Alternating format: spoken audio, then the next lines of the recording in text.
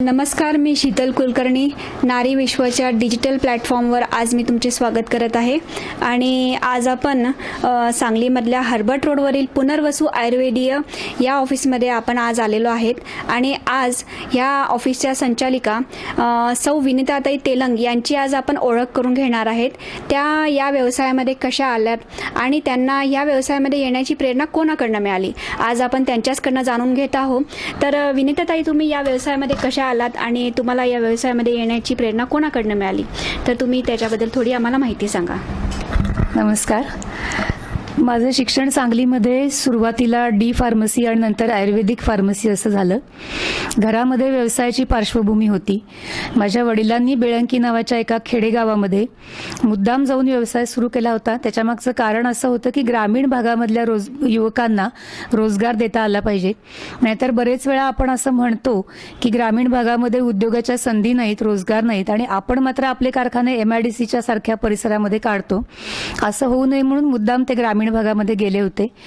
आणि दुसरं म्हणजे मी आयुर्वेदिक मधलं शिक्षण घेताना सुद्धा मला कधीच असं कल्पना मनामध्ये नव्हती की आपलं एखादं दुकान असावं किंवा आपण एखाद्या ठिकाणी कंपनीमध्ये नोकरी करावी. याचं कारण घरामध्ये सुरुवातीपासून स्वतंत्र व्यवसायाची पार्श्वभूमी असल्यामुळे माझ्या वडिलांची खूप इच्छा होती की आपला स्वतःचा छोटासा का असेना आपला स्वतःचा ब्रँड मार्केटमध्ये आपल्याला उभा करता आला पाहिजे. आणि म्हणून मी 1995 साली पुनर्वसू या नावाने, पुनर्वसू हे आयुर्वेदातल्या एका ऋषींचं नाव आहे, त्यांच्या नावाने मी ही कंपनी सुरू केली आणि माझ्या उत्पादनांना सुरुवात केली. तुम्ही आज सांगितलं की आज तुम्ही हा व्यवसाय चालू केला आणि तो व्यवसाय तुम्ही चालू करत असताना तुम्हाला ह्या व्यवसायामध्ये येताना कुठल्या अडचणी आल्यात, त्या अडचणी तुम्ही कशा सॉल्व्ह केल्यात आणि त्याबद्दल तुम्ही थोडी आम्हाला माहिती सांगा. सगळ्यात मोठी अडचण होती ती म्हणजे आयुर्वेदाचा कारखाना म्हणजे मॅन्युफॅक्चरिंग युनिट सुरू करण्यासाठी फूड अँड ड्रग्स डिपार्टमेंटच्या खूप साऱ्या अटी होत्या की अमुक इतकं स्क्वेअर फूट बांधकाम पाहिजे, तिथे इतकी मशिनरी पाहिजे, आणि हे सगळं झाल्यानंतर आपण त्यांच्याकडे अर्ज करू शकतो. तर हे सगळं करण्यासाठी जरी घरामध्ये व्यवसाय असला तरी असं प्रचंड आर्थिक पाठबळ माझ्या मागं कधीच नव्हतं. मी अगदी पहिल्या दिवसापासून बँकेकडनं कर्ज घेऊनच ह्या सगळ्याला सुरुवात केली. आणि नंतर जेव्हा सगळी फॅक्टरीचं बांधकाम झालं, मशिनरी इन्स्टॉल झाली, तेव्हा खरं सांगायचं तर पहिला झटका सरकारी यंत्रणेचा बसला की जिथे मला असं लक्षात यायला लागलं की मी मुलगी म्हणून ऑफिसमध्ये जात होते पण मला कोणीच नीट माहिती देत नव्हतं. सारखं वडिलांना घेऊन या, भावाला घेऊन या हे सांगितलं जायचं. तर ह्याच्या मागचं कारण काय आहे मला नक्की कळत नव्हतं. एका पॉइंटला असं लक्षात आलं की बहुतेक ह्यांना माझ्याकडून काहीतरी मागायचंय आणि मी मुलगी असल्यामुळे त्यांना ते धड बोलता येत नाहीये आणि धड ते माझं मंजूरही करत नाहीये. पण त्या क्षणी मी असं ठरवलं की आता हा पहिला लढा आपला आहे असं समजून ह्याच मार्गाने आपण पुढे जायचं. मी त्यावेळेला असं ठरवलं की मी कोणत्याही माणसाला एकही पैसा देणार नाही किंवा मी मुलगी असल्याचं अवाजवी फायदाही मी घेणार नाही आणि मी हे लायसन्स मिळवीन. त्याच्यासाठी सुद्धा पहिल्यांदा फूड अँड ड्रग्समध्ये एक मला जरा वाईट आहे अनुभव तो, पण तो सांगितला पाहिजे असं मला वाटतं, कारण मुलींना एस्पेशली हे फेस करावं लागतं. तिथला एका ऑफिसर मला असं म्हणला होता की तुम्ही उत्पादनामध्ये कशाला पडता, त्याच्यात कटकटी खूप आहेत, त्यापेक्षा तुम्ही एखादं मेडिकल स्टोअर टाका, कारण का तर कॅश काउंटरवरती मुलगी असली तर काउंटरचा व्यवसाय चांगला होतो. हे ऐकल्यानंतर तर मला खरं सांगायचं तर तळपायाची आग मस्तकाला गेली होती की मी माझ्या मुलगी असण्याचा फायदा मला घेऊन मला मार्केटमध्ये यायचं नाहीये. माझ्या प्रॉडक्टला मला बोलतं करायचंय, माझ्या प्रॉडक्टच्या गुणवत्तेवरती मला मार्केट मिळवायचंय. आणि तिथून खरं म्हणजे हा संघर्ष सुरू झाला. पण नंतर मला फूड अँड ड्रग्समध्ये खूप चांगले अनुभव आले, अनेक चांगले अधिकारी मला भेटले आणि त्यांनी पुढे पुढे मला भरपूर सहकार्य केलं. आणि मग मला पहिल्यांदा चूर्ण विभाग, तेल विभाग आणि कल्प विभाग अशा 3 विभागांचं लायसन्स मिळालं आणि मग माझ्या एकेका प्रॉडक्टच्या रेंजला मी सुरुवात केली. आज ताई तुम्ही मला सांगितलं की तुम्हाला लायसन मिळालं आणि लायसन मिळाल्यानंतर आज आम्ही बघतोय की आज ह्या प्रोडक्टचे असं रूप जे बघतोय ते निश्चितच त्या क्षणी त्यावेळेस कसं होतं, नेमकं कसं होतं त्याबद्दल थोडी माहिती आम्हाला सांगा. कसं होतं की एखादा प्रॉडक्टचं फॉर्म्युलेशन आपल्या मनामध्ये तयार होतं किंवा काय करायचं ह्या प्रॉडक्टची यादी माझ्याकडे तयार होती. पण प्रत्यक्ष मार्केटमध्ये गेल्यानंतर ज्या अनेक अडचणी फेस करायला लागतात की त्या प्रॉडक्टची किंमत, त्या प्रॉडक्टची गुणवत्ता आणि त्याच्याबरोबर सगळ्यात महत्त्वाचं असतं की त्या प्रॉडक्टचं पॅकिंग. आत्ताच्या या मार्केटिंगच्या युगामध्ये नुसतं चांगलं असून उपयोग असत नाही, तर चांगलं ते दिसावं लागतं. लोकांना आपलं प्रॉडक्ट पटकन हातामध्ये उचलून घ्यावंसं वाटलं पाहिजे. तर ह्या स्टेजपर्यंत येणं सोपं नव्हतं. कारण सुरुवातीला आम्ही जेव्हा सुरू केलं तेव्हा काय होतं, हे अशा प्रकारची नुसत्या प्लास्टिकच्या पिशवीमध्ये आमची चूर्ण ही जशी दिसतात, ही सगळीच प्रॉडक्ट माझी ह्या प्रकारच्या पॅकिंगमध्ये होती. साधं सिंगल कलरचं लेबल असायचं, त्याच्यावरती सुरुवातीला आम्ही हाताने बॉलपेननी बॅच नंबर किंवा किमती टाकत असू. मग शिक्के वापरायला लागलो. मग हळूहळू लेबलिंगचं मशीन आलं. आता माझ्याकडे हे ऑटोमॅटिक मशीन आहे की ज्याच्यावरती माझी सगळी लेबल्स प्रिंट होतात. पण या 4 कलर लेबलपर्यंत येण्याचा प्रवास सुद्धा सोपा नव्हता. कारण प्रत्यक्ष त्यातल्या ज्या अडचणी असतात की प्रिंटिंग करायला गेलो की आपल्याला कळतं की तो आर्टिस्ट म्हणतो आपल्याला की अहो मॅडम, ह्या एवढ्या मोठ्या शीटमध्ये जर तुमची 5,000 लेबल बसतील आणि मग त्याचे 1000 शीट्स आपले की आपल्याकडे एकदम लाखोनी लेबल्स येऊन पडतात की लेबल संपवायला आपल्याला कितीतरी काळ जावा लागणार असतो. मध्ये मध्ये लेबल बदलणं आपल्याला शक्य होत नाही. मार्केटची तर डिमांड अशी असते की सतत नवीन नवीन पॅकिंग करावी लागतात. या सगळ्यासाठी खूप डोकं घालावं लागलं.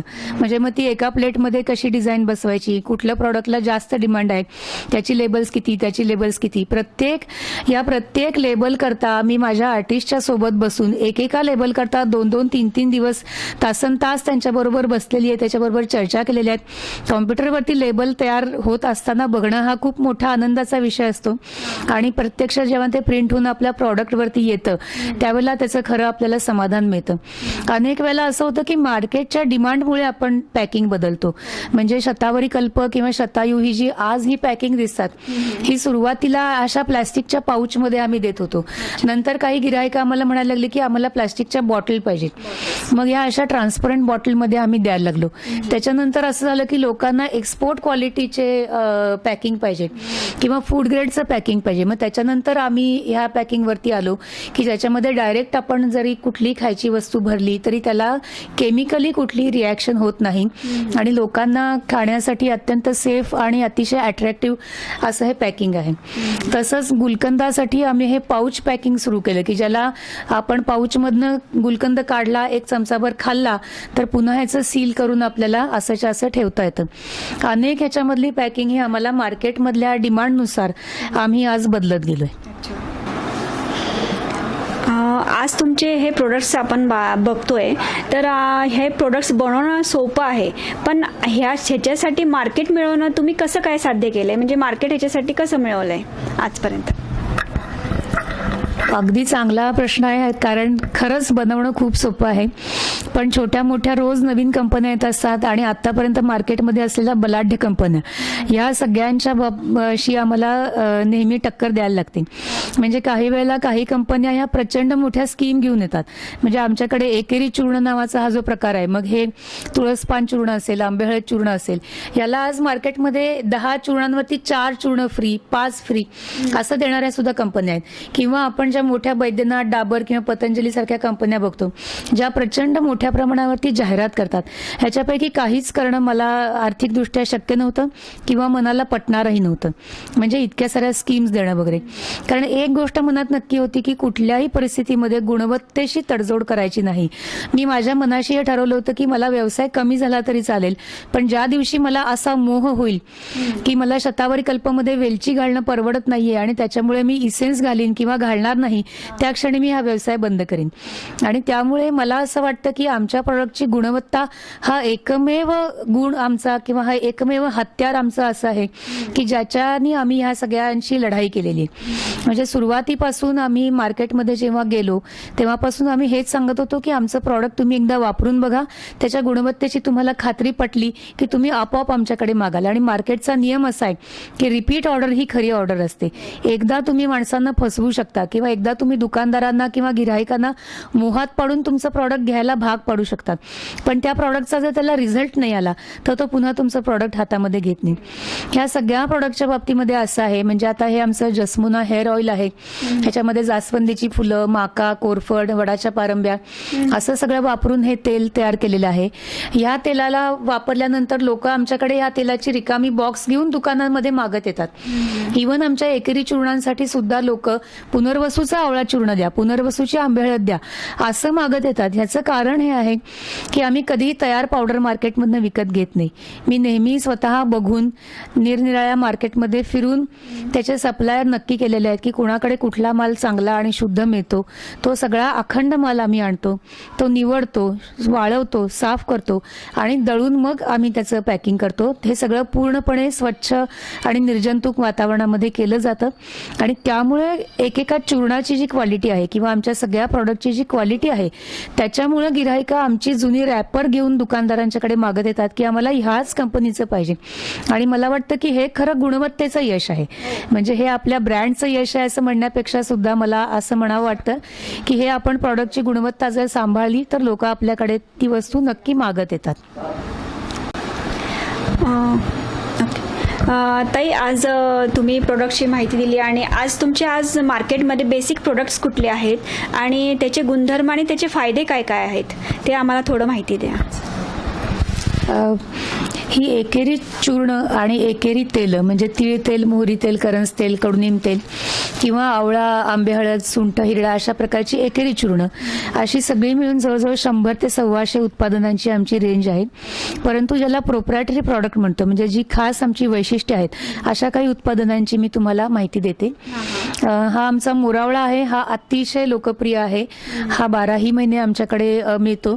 हा आवळा किसून त्याच्यापासून केलेला आहे कारण आपल्याला माहिती आहे की आवळा हे पित्तासाठी अतिशय गुणकारी आहे. आणि मोरावळा आतापर्यंत जो बाजारामध्ये मिळत होता तो अख्खा मोरावळा आपण जो पारंपरिक पद्धतीने करतो तोही मोरावळा औषधी म्हणून चांगलाच असतो. पण किसलेल्या मोरावळ्याचा फायदा असा होतो की हा आपल्याला चमच्यानं घेऊन जॅम सारखा, गुलकंदासारखा पटकन खाता येतो. प्रसंगी मुलांना डब्यात देता येतो, पोळीला लावून सुद्धा देता येतो. आणि अंशापोटी उठल्यानंतर जर मोरावळा आपण रोज खाल्ला तर पित्ताचे त्रास कमी होतात. त्याच्यामध्ये सी विटॅमिन भरपूर आहे, त्याच्यातून आपल्याला एनर्जी भरपूर मिळते. आवळ्याचे इतर अनंत उपयोग आहेत की जो त्वचेसाठी, केसासाठी, आपली प्रतिकारशक्ती वाढण्यासाठी आवळा अतिशय उत्तम आहे. आणि त्यामुळे हा रोज मोरावळा आपण खाल्ला तर आपल्याला पित्त आणि त्याच्या अनुषंगिक अनेक तक्रारींपासून मुक्तता मिळू शकते. तसंच हा शतावरी कल्प आहे. ह्याचं सुद्धा एक वेगळं वैशिष्ट्य असं हे ग्रॅन्युल्स आहेत की नॉर्मली जे बाळंतिणीला दूध वाढीसाठी दिलं जातं त्याच्यामध्ये आम्ही शतावरी बरोबर अनंत मूळ वापरलेलं आहे. अनंत मूळ हे स्किनचा कलर आणि स्किनचा टोन, टेक्स्चर ह्याच्यासाठी उपयोगी आहे. अनंत मूळ देखील पित्तशामक आहे.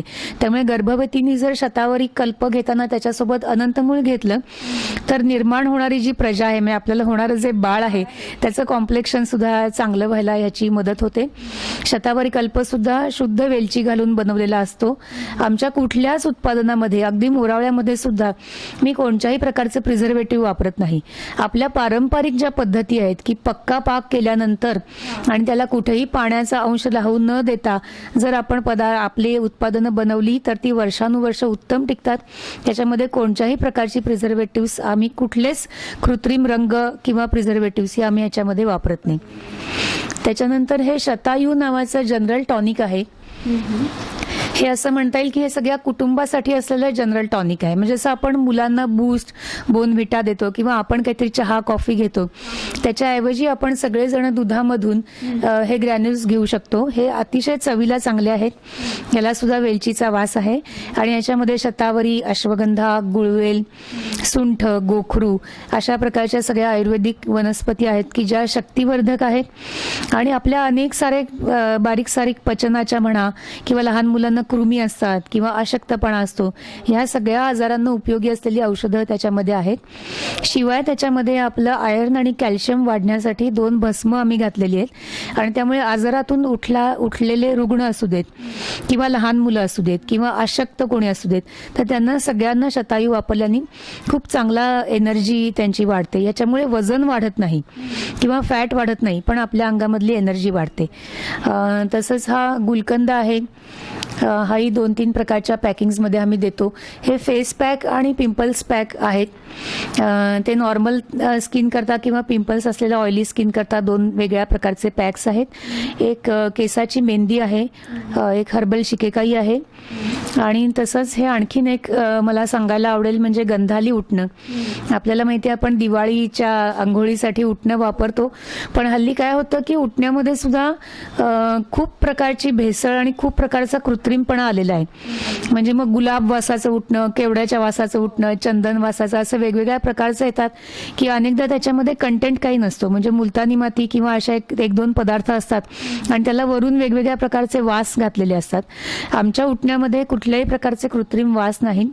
त्याच्यामध्ये चंदन, त्याच्यानंतर सुगंधी कोष्ठ, गवला कचोरा, नागरमुथा, आंबे हळद, आवळा अशा त्वचेला चांगल्या असणाऱ्या सगळ्या वनौषधी याच्यामध्ये वापरलेल्या आहेत आणि त्यामुळे हे दिवाळी करताच नाही तर वर्षभर आमच्याकडून लोक घेऊन जातात. अनेक लोक असे आहेत की जे आता साबण न वापरता रोजच्या आंघोळी करता उटणं वापरतात. त्याच्यामुळे आपल्या त्वचेवरचा तेलकटपणा निघून जातो, आपल्या त्वचेचा पोत सुधारतो, वर्ण सुधारतो. एकूण त्वचेच्या आरोग्यासाठी उटणं वापरणं हे खूप फायदेशीर असतं. हे सगळं असलं तरी सुद्धा हे सगळे प्रॉडक्ट आज माझे सांगलीतल्या किंवा महाराष्ट्रामधल्या अनेक दुकानांमध्ये, बाजारमध्ये विक्रीला उपलब्ध आहेत किंवा मी अनेक प्रकारच्या वेगवेगळ्या प्रदर्शनांमधून सुद्धा स्टॉल लावून लोकांपर्यंत पोहोचायचा प्रयत्न करते. तरी सुद्धा याच्यामध्ये एक मोठी अडचण अशी असते की आज आपण कुठल्याही प्रकारे इलेक्ट्रॉनिक मीडियावरती म्हणजे टीव्हीवरती वगैरे जाहिरात देण्या इतका हा आपला व्यवसाय मोठा अजून झालेला नाही. आणि त्यामुळे मला नेहमी असा प्रश्न पडायचा की मी अशी पोचून किती लोकांच्या पर्यंत पोहोचणार आहे. एका दुकानामधून, एका आउटलेटमधून किंवा एका प्रदर्शनांमधून मी काही ठराविक संख्येच्या पलीकडे माझी उत्पादनं आज नेऊ शकत नाही. परंतु मला आज सांगायला आनंद होतो की शीतलकडून मला जेव्हा नारी विश्वच्या ह्या प्लॅटफॉर्म विषयी कळलं तेव्हा मला खूप या गोष्टीचं समाधान वाटलं की आज मी माझा लोकल असलेला व्यवसाय एका अर्थाने ग्लोबल करू शकते, ते केवळ नारी विश्वच्या ह्या वेब पोर्टलमुळे. म्हणजे मी इतके वर्ष व्यवसाय करून सुद्धा मला अजूनपर्यंत खरंच मनात आलं नव्हतं की आपल्या प्रोडक्टची वेबसाईट करावी आणि या माध्यमातून आपला व्यवसाय वाढेल ह्याची कल्पना मी अजूनपर्यंत केली नव्हती. पण माझं सगळ्याच महिलांना असं सांगणं आहे की आपण स्वतःला किंवा आपल्या स्वतःच्या व्यवसायाला कमी लेखायला नको आणि सगळ्या महिला जर एकत्र आलो तर एखादं नारी विश्वसारखं व्यासपीठ आपल्याला पुढे येते आणि म्हणतंय की आपण सगळेजण ह्या माध्यमातून आपली एकमेकींची ओळख करून घेऊया, आपल्या उत्पादनांची माहिती एकमेकींना देऊया आणि अशा प्रकाराने जर ह्या व्यासपीठावरती आपण सगळ्या महिला एकत्र आलो तर आपल्याला एकमेकींचा व्यवसाय वाढवण्याला सगळ्यांना एकमेकींना मदत करता येईल. आणि त्यामुळे ही संकल्पना मला खूप आवडली आणि ह्या माध्यमातून नक्कीच पुनर्वसूचं क्षितिज आणखीन खूप विस्तारायला मदत होईल याची मला खात्री वाटते.